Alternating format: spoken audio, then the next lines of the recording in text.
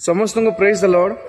दयाकोरी यही वीडियो को शेष पर्यंत देखंतु पुणी आपनकर मतामत पुणी आपनकर कमेंट यही वीडियो जणांतु। यही वीडियो कुआ जायछि कि आमे गोटे ईश्वर को निज हाथ रे तैयारी करके मूर्ति तैयारी करके तांकर गौरव प्रशंसा करबा। तो मैं वीडियो रे कोनोसी धर्म को नहीं कहया पई चाहे नै। तो दयाकोरी यही वीडियो रे आपण माने कमेंट करंतु आपनकर मतामत जणांतु कि आम माने गोटे ईश्वर को मूर्ति भाव रे उपासना करिया दरकार ना आमे आत्मा रे से आत्मादाता ईश्वर को उपासना करिया दरकार। ये भगवान को आप बनाया? जी हाँ, अपने इन हाथों से। आप भगवान को बनाया कि भगवान आपको? भैया भगवान ने हम सबको बनाया है, हमने तो सिर्फ इनकी मूर्तियां बनाई हैं। काहे बनावा तो उनकी मूर्त? ताकि हम इनकी पूजा कर सकें, अपने सुख दुख की बातें कर सकें।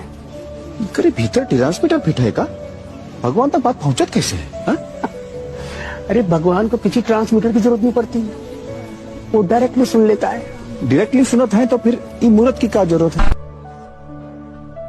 धंधा बंद करवाएगा क्या?